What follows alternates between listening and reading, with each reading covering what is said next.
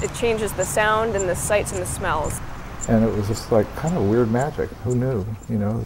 We had this ability to just have pleasant, easygoing conversations with each other and discuss our lives and whatever we wanted to argue about philosophy or politics. The very first ride was exciting because we had flyers to give to people standing on the sidewalk watching us go by and to drivers in their cars.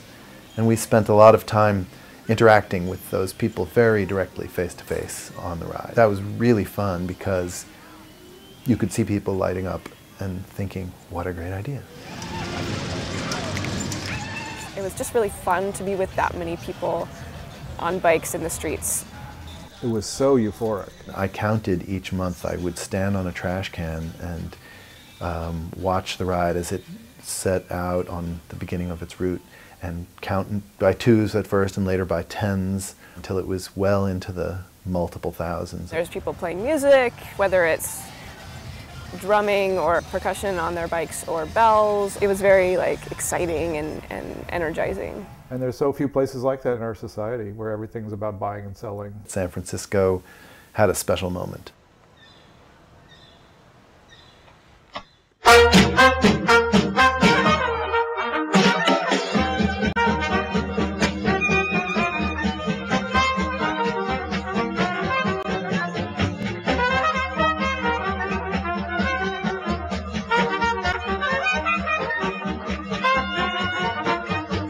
Chris Carlson was talking about a group of people getting together to ride home together after work. We were discussing bicycles and politics. We thought, let's try to do something with bikes. Why not? We're on bikes already. Let's ride bikes. And so the concept emerged as a social movement and political movement that could, in ways that are unmeasurable, affect the future of the cityscape and public space. And one of the motivations for a lot of us was just to create a space on the road. Like, let us have space on the road, please. We want to actually be respected in this space too. Our assertion created the possibility for a more dignified experience of bicycling in cities. It was an indication of how much influence bicycles as an image in political society have. It's really different today than it was 19 years ago, really different.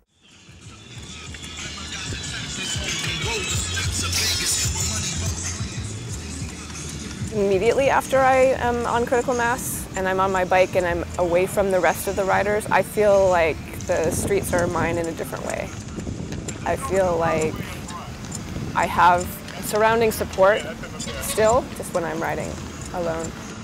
I find it's a great opportunity to just sort of explore connections and the human condition and the streets of the city and people around me.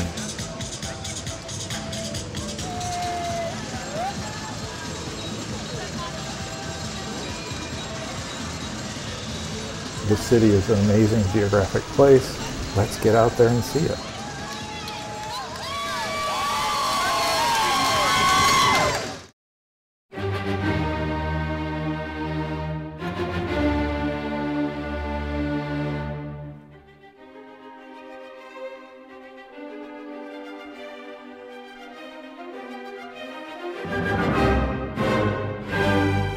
By 1920s, over 20,000 people a year were dying on the streets of America because of motorists running them over. So the common response to that was, stop them.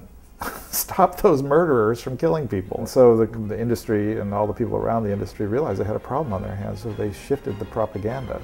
They shifted the advertising to be about your personal freedom to be a motorist. That's the American way.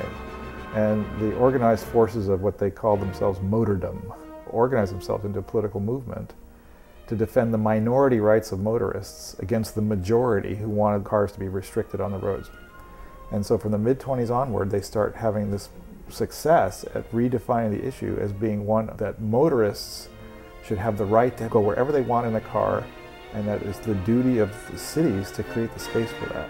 It was a propaganda war that they won.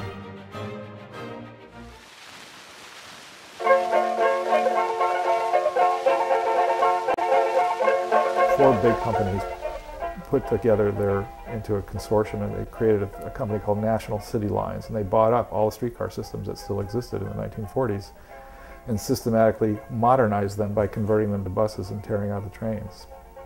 All of them had a monetary interest in that, and they were found guilty of conspiracy in a court, and they were fined $5,000 for having destroyed the public transit system in the United States. And so in San Francisco and in New York and in Boston, there were citizens' revolts against freeway building, and thank goodness there were, because our favorite neighborhoods in the United States today are the neighborhoods that were saved from the wrecking ball by those citizens' revolts. I think it's important to get rid of everything about the car culture, almost every single thing about the car culture, and it's going to be a very big task, very big task.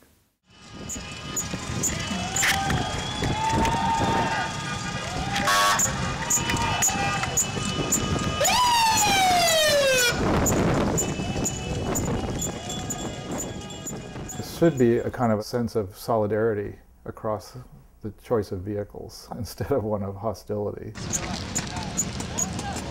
The change in critical mass since I started riding around 2003, it's been harder. It feels harder. It feels more combative. It feels less celebratory. We're in the back. Tell these guys. That man needs a stoker. Hey, let's pick up. Let's pick up. Hey, pick it up.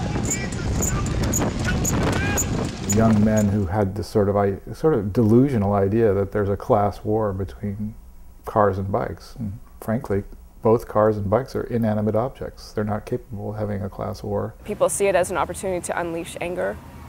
So I was almost run over by a car on Union Square. In 1997, I was at the police riots, and I was right near Willie Brown when he tried to announce happy things to the crowd and make the best of the situation when he realized it wasn't in his control. Stay up on the sidewalk, please. Stay up on the sidewalk. You stay up.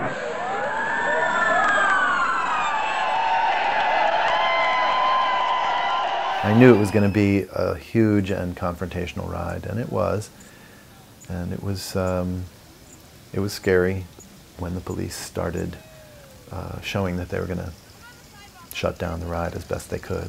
Police having to accompany the ride is really unnecessary, and that feels largely like harassment to me. It almost implies that we are not responsible for ourselves, and I think that that's the whole point. And if you look at 19 years of experience, nobody's ever been killed. Nobody's ever even been seriously hurt. It's often painted as an angry gathering, and I think that the nuances of what's there, the celebratory nature, is never really accurately portrayed. The relationship that a bicycle maintains for a person with the nature and the environment around and the friends you see and those kinds of things you don't get when you're in a metal box. It's a very freeing tool for a world that needs to back off of convenience and think instead more about opportunities to balance out the natural systems.